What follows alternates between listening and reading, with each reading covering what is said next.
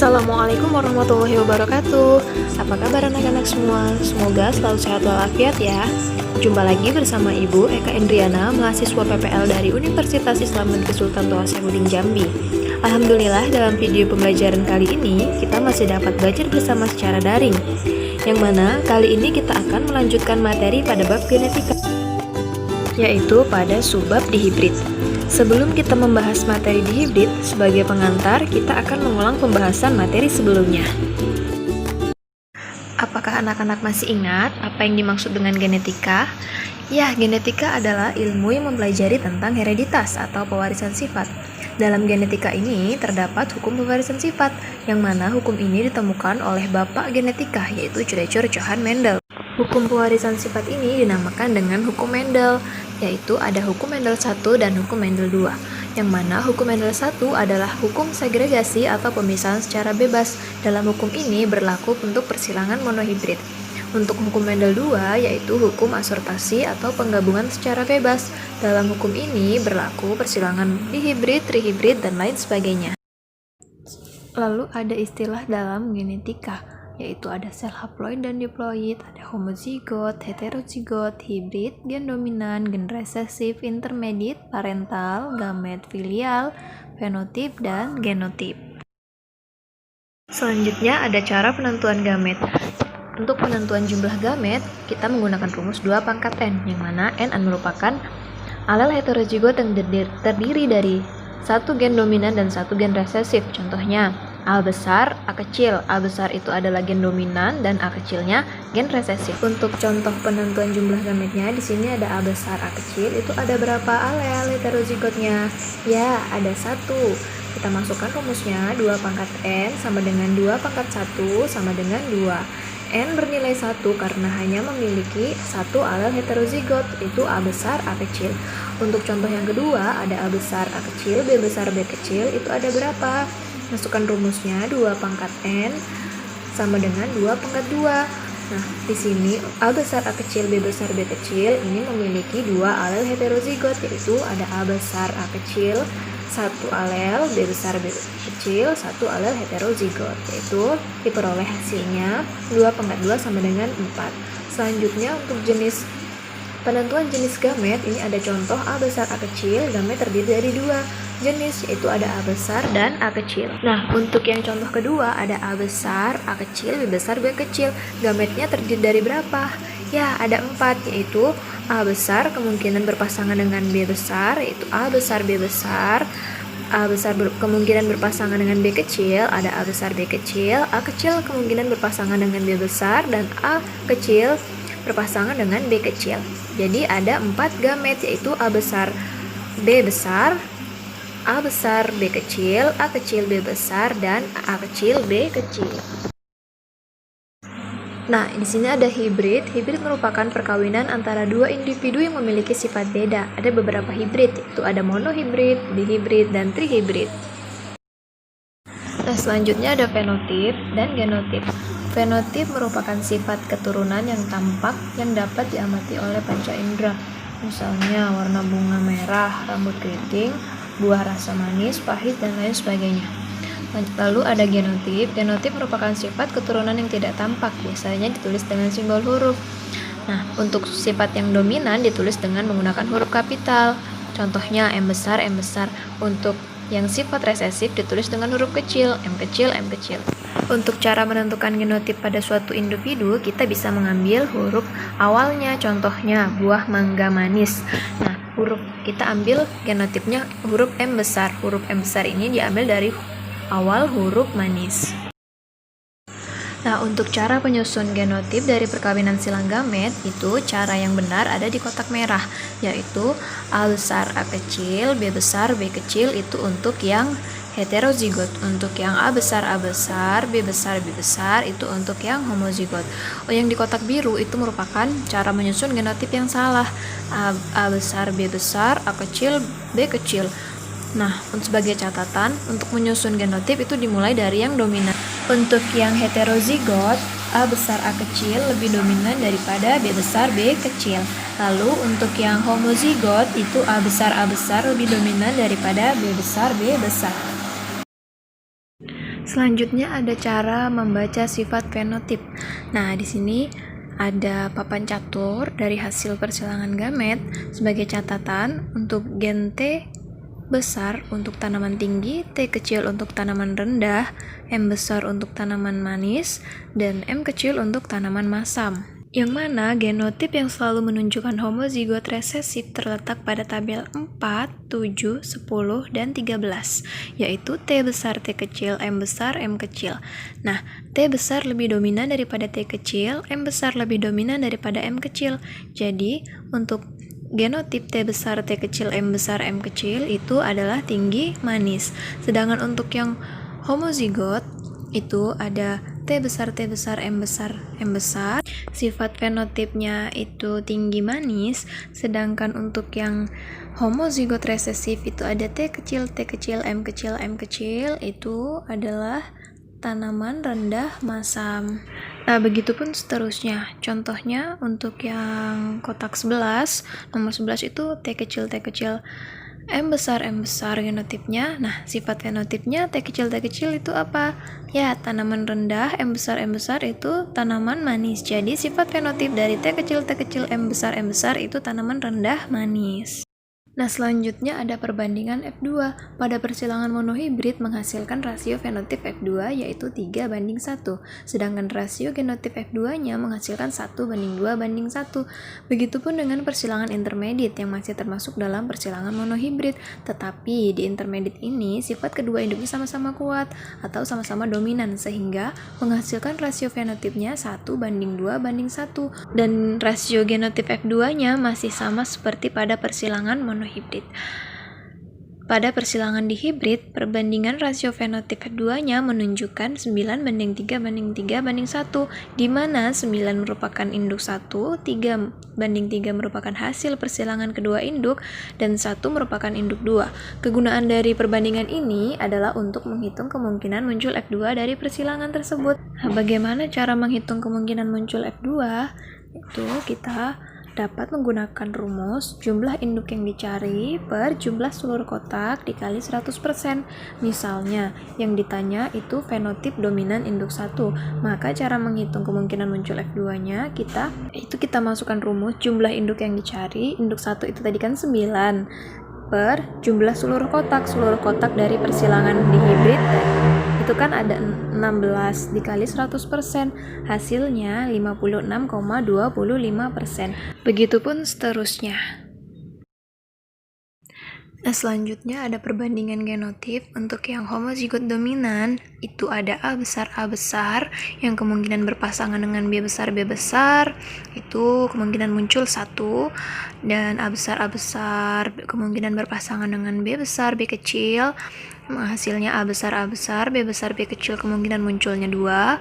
A besar berpasangan dengan B kecil itu kemungkinan munculnya 1. Homozigot resesif ada A besar A kecil, heterozigot ada A kecil. Nah, masih ingatkah anak-anak pada persilangan monohibrid yang telah kita bahas? Persilangan monohibrid merupakan persilangan dengan satu sifat beda, yang mana diperoleh hasil F1 muncul fenotip sama persis seperti induknya atau induk dominan induk 1. Maka persilangan ini bersifat monohibrid dominan, seperti pada contoh persilangan bunga mawar berwarna merah, M besar merupakan induk dominan atau induk 1 dengan bunga mawar putih, M kecil yang merupakan induk resesif atau induk 2. Karena sifat dominan akan menutupi sifat resesif, sehingga pada persilangan monohibrid dominan, F1 akan memiliki sifat fenotip yang sama dengan induknya. Nah, seperti ini contoh persilangannya. Bunga mawar merah disilangkan dengan bunga mawar putih. F1-nya 100% bunga berwarna merah. Untuk F2-nya diperoleh rasio fenotip dan genotipnya berapa? Iya, rasio atau perbandingan genotipnya ada M besar 1, M besar M kecil 2, M kecil 1. Jadi rasio fenotipnya ada 1:2:1. Untuk M besar itu homozigot dominan, M besar M kecil heterozigot, dan M kecil homozigot resesif. Untuk rasio atau perbandingan fenotipnya ada merah 3 banding putih 1. Jadi perbandingan fenotipnya ada 3:1. Nah, untuk yang persilangan intermediate itu merupakan persilangan kombinasi atau gabungan dari kedua induknya. Diperoleh hasil F1 muncul sifat fenotip berbeda dari kedua induknya, maka persilangan ini bersifat intermediate. Seperti pada contoh persilangan bunga mawar merah M besar merupakan induk 1 atau induk dominan, dengan bunga mawar putih M kecil yang merupakan induk 2 atau induk dominan juga. Karena kedua induk tersebut memiliki sifat yang sama-sama kuat atau sama-sama dominan, sehingga F1-nya akan muncul sifat yang berbeda dari kedua induknya, yaitu berwarna merah muda, M besar, M kecil. Nah, seperti ini contoh persilangannya. Ada bunga mawar merah disilangkan dengan bunga mawar putih menghasilkan 100% F1-nya mawar merah muda, karena si bunga mawar merah dan bunga mawar putih ini memiliki sifat yang sama-sama kuat, sama-sama dominan. Untuk hasil F2-nya diperoleh rasio fenotip dan genotipnya berapa? Ya, rasio atau perbandingan fenotipnya ada merah itu 1, merah muda 2, dan putih 1. Jadi, perbandingan fenotipnya ada 1:2:1. Untuk perbandingan genotipnya masih sama pada persilangan monohibrid, yaitu M besar 1, M besar M kecil 2, dan M kecil 1. Jadi, perbandingan genotipnya ada 1:2:1. Nah, selanjutnya kita masuk pada materi persilangan dihibrid. Apakah anak-anak tahu apa itu persilangan dihibrid? Ya, persilangan dihibrid merupakan persilangan yang melibatkan dua sifat beda. Persilangan dihibrid ini termasuk dalam hukum Mendel II atau hukum berpasangan secara bebas. Nah, ini di sini ada biji bulat kuning sebagai contohnya dan biji kisut hijau. Yang mana dua sifat beda, yaitu bentuknya bulat itu satu sifat. Nah, warnanya kuning itu sifat 2. Jadi dua sifat beda, bulat kuning dan kisut hijau, yaitu bentuk biji dan warna biji.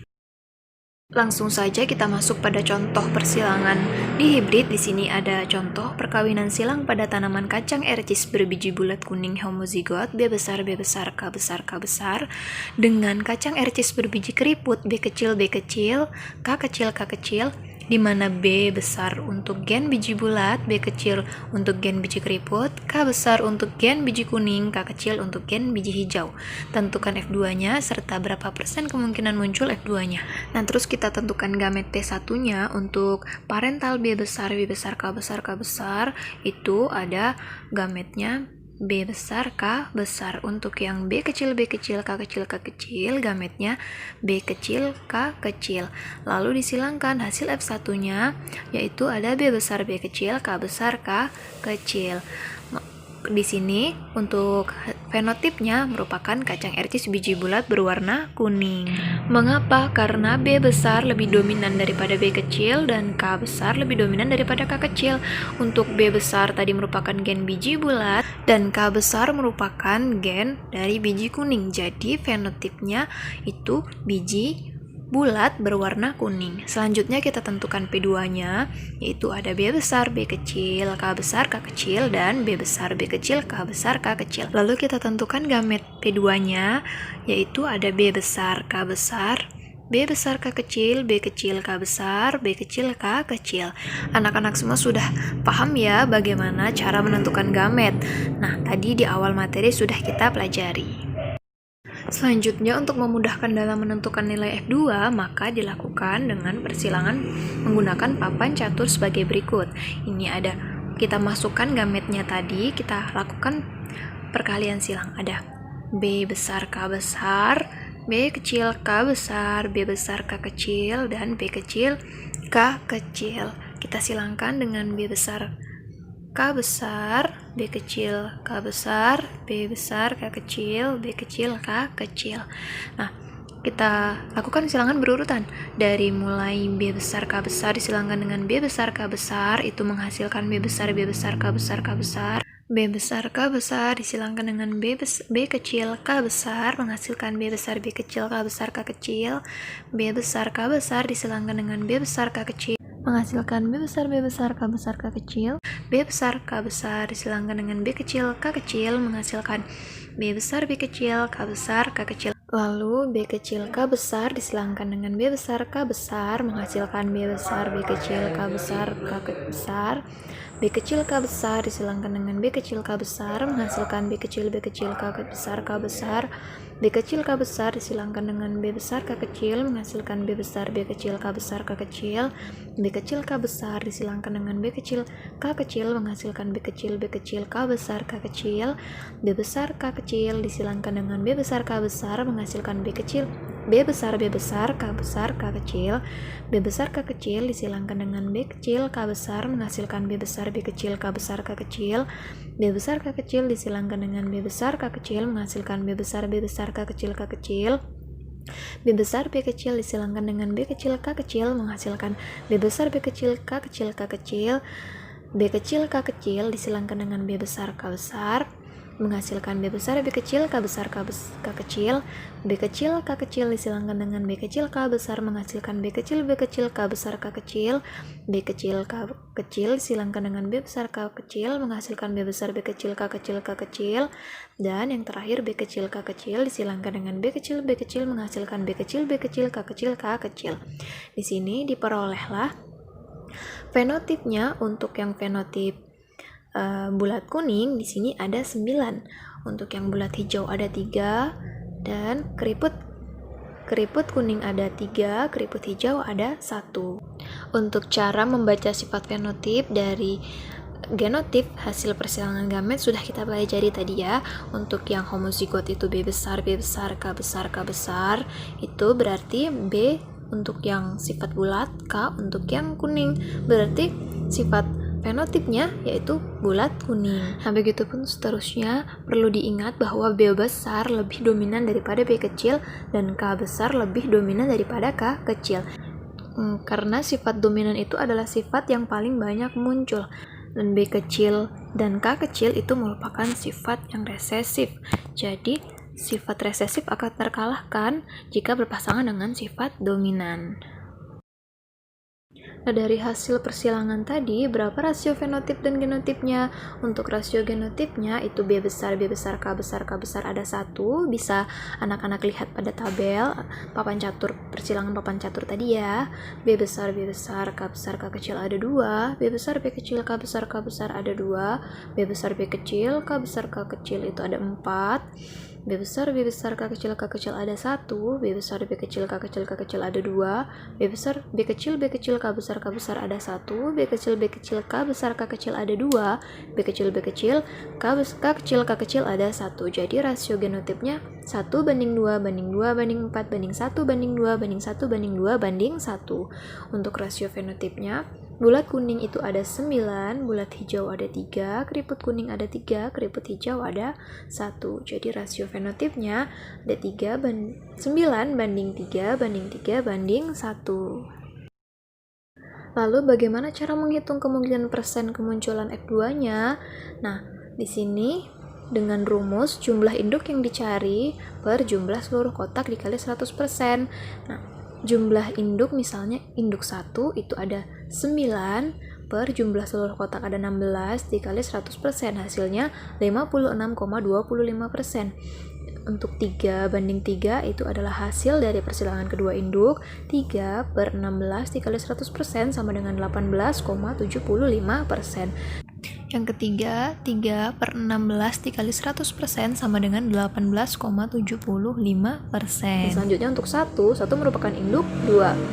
1 per 16 dikali 100% hasilnya 6,25%. Jika semua kemungkinan itu dijumlahkan, seluruhnya akan menghasilkan 100%, yaitu 56,25 ditambah 18,75 ditambah 18,75 ditambah 6,25. Hasilnya 100%. Itulah tadi materi kita tentang persilangan dihibrid. Sekian yang dapat Ibu sampaikan, lebih dan kurangnya Ibu mohon maaf. Ibu akhiri, wabillahi taufiq wal hidayah. Wassalamualaikum warahmatullahi wabarakatuh. Terima kasih, selamat belajar.